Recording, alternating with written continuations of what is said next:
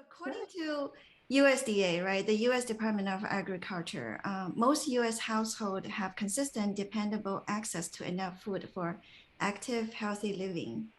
So they are food secure. However, some households experience food insecurity at times during the year. So, Emily, could you explain to us what food security means to individual families and communities? Absolutely. So food security means that without distress, every day when you want to eat, or maybe there's people who maybe eat every other day, I'm not going to assume anything. When you want to eat, you should have food access, right? So, and then access to nutritious food. So oftentimes food insecurity is a bit of a misnomer because we're looking at nutritional security, right? So we're not just talking about calories anymore because, you can make up 2,000 calories in many different ways. I can eat 2,000 calories worth of Cheetos, right? But that's maybe not so good for me and my mental health and my physical health, right? So it means that when an individual and a family has nutritional security, it means that they have access to a broad range of foods when they need it, when they want to eat, and it keeps them healthy mentally and physically. You're correct in differentiating between food insecurity and hunger. Hunger, we see in a lot of developing countries. The UN Secretary General had pointed this out. Hunger and malnutrition at that level is very different. It literally is not getting enough calories into the body on a very regular basis. Food insecurity, there's about 40 to 47 million people in the United States who have food insecurity. And oftentimes that is caused by other challenges in their day-to-day lives. So oftentimes when somebody becomes unemployed because of layoffs, they will choose to pay rent rather than to buy food. I have met people who have literally chosen to forego eating for Wi-Fi for various reasons, right? So for whatever reason, there are individuals who become food insecure, who become clients of food banks and pantries all across the country because we live in a capitalistic society, right? The bills are due, and then one has to make a choice in terms of what bills to pay and what bills not to pay, right? So, another trade-off people will make is, do I pay for electricity or do I pay for food, right? And then there's another layer is like, do I feed my children first before I feed myself? And so it's an incredibly challenging and sensitive topic because there's a lot of cultural aspects of it, and there's also a lot of emotional aspects to it. There's a lot of dignity and shame elements to that question. And so there are people who will just not even ask for help because culturally they don't feel like it's their right to do so. And so I'd be surprised too. I'll leave you with one thought. When I started studying this, I was surprised at how many college students are food insecure, and realized that it was part of our responsibility too to help that segment and get the word out that there is food to be accessed and where it is. And so it touches everyone. It touches people in the most unlikeliest of places. Yeah, so we asked a question earlier to the audience. Do you know how many percent of Californians experience food insecurity? So it's a single choice. We have about 52% answered about 20%, and 35% voted 10%, and 13% thinking about 5%. So really, to understand, right, these problems, we don't have to look far. And I like to share some stats, I researched. So according to Feeding America's 2019 data, 10.2% of Californians, more than 4 million people, which include 1.2 million children, experienced food insecurity. And nationwide, 10.9% Americans, more than 35 million, including 10.7 million children, suffered food insecurity. And furthermore, a 20% increase is estimated at the impact of coronavirus on food insecurity in 2021. Yeah. And if the California and US situation are difficult to hear, the UN video we watched earlier also indicated that the number of severely food insecure people globally has doubled in just 2 years.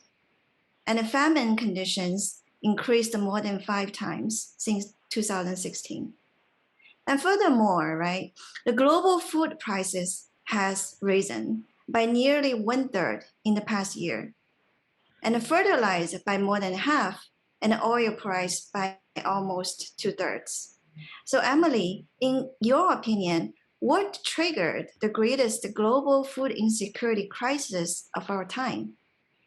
Oh gosh, too many things. We spoke about the pandemic already, right? A lot of people who are essential workers, honestly, in our grocery stores and our food supply chain, even in our food banks and pantries, and to some extent, even in our fields, could not actually do their job because of coronavirus, right? Social distancing, but also many of them did get sick. Beyond that, I'm very concerned with the war in Ukraine. I mean, we have so many statistics that we can pull up about Ukraine and Russia and their participation in the global food system. Ukraine and Russia are major exporters of oil, of wheat, of basic commodities that are crucial to our global food system. And the fact that they are currently not functioning the way they normally would, and then you overlay on top of that the climate issues that we're having. We're seeing in China, for example, this year, likely a much lower yield on wheat and other commodities because of late rains, because of weather that's hotter than normal on the wrong times of year. It's a confluence of a number of variables that are coming together, unfortunately, all at the right time. It breaks my heart when I read about Ukraine and how there is still much of last year's harvest still sitting in the silos and they can't get it out because all of the port cities are under siege, right? And so there's only 1 or 2 land ports currently open in Ukraine. And so even when the farmers farmed a great bumper crop this year, they cannot store it because they need to get rid of last year's harvest before they put this year's harvest in there. So it is literally a confluence of variables causing all of these disruptions that have a ripple effect upwards and downwards in our supply chains. And so, it's incredibly disheartening. I spent a lot of time worrying about it and thinking about what does this mean. And yet, I'll be really honest, I think this is not necessarily an opportunity, but it's a realization that our current way of being consumers of food in the current food system isn't working anymore. And maybe just a couple of thoughts on that. And all of you, please challenge me. Yeah, I'm an educator too, so I like to be challenged. I think as Americans, and I'm Canadian, I can say I'm Canadian, and the Canadians are the same way. Like, we expect perfect food in our grocery stores all the time, year round. And I remember a long time ago, when the grocery store was only open from 9 till 6, right? And only Mondays to Fridays, right? Because my pastor or, the community would take Sundays off, right? We expect things all the time, every day now, before we even think about it. I think there's a joke from some Amazon about Amazon Air. Before you even think about it, they would send a drone and drop it into your hand. I think that's unrealistic. The food system just doesn't work that way. So when I think about solutions for some of the incredible disruptions that we're seeing, it's actually not super fancy. It's actually going back to how my mom and dad and my my grandfather and grandmother had lived, right? They ate seasonally, right? Mm-hmm. They were not going to be eating dark leafy greens in the summer because that wasn't growing in the summer. They eat whatever was growing in the summer. They eat snow peas in the summer, right? They didn't expect to have access all the time, right? But they also didn't expect variety, right? I think it's actually quite funny how now on DoorDash I can order whatever I want from whatever cuisine with 3 clicks, right? So I'm used to that. But long time ago, my mom and dad, when they were in college, they make one giant pot of soup, and then that's what they ate for 10 meals for the next 5 days, right?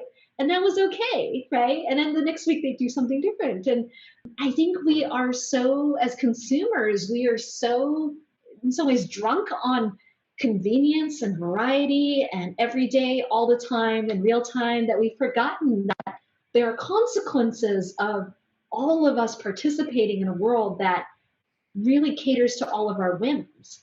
And so I actually really appreciated the pandemic because it made me realize, actually, I literally am eating through the same pot of vegetable chili that has been sitting around since last Friday, right? And it's perfectly fine, right? It's so delicious.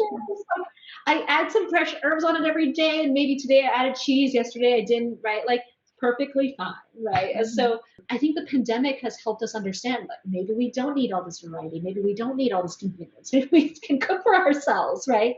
Maybe, we can eat seasonally and, and not have to expect to have certain vegetables year round, and that's okay. And so I'm simultaneously very sad and also optimistic about the future.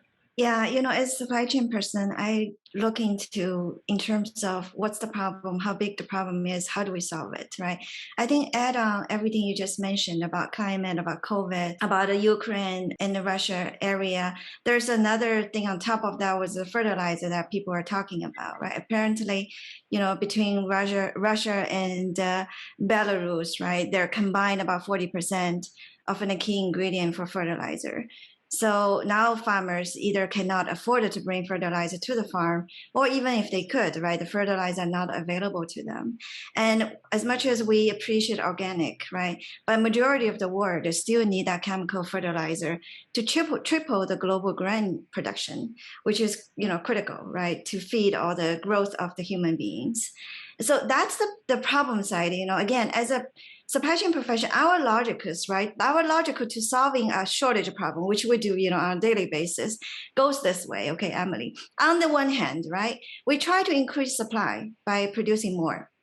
But in this particular case, it seems difficult and complicated to increase supply in the foreseeable future due to challenges beyond industry control, including, right, the pandemic, the extreme weather, the warfare, and the geopolitical conflicts, and the list going on. But on the other hand, we try to reduce waste by improving the utilization of limited supply. So, Emily, with your help, I hope, and I would like to pivot, right, to the food waste and seek opportunities to combat food crisis.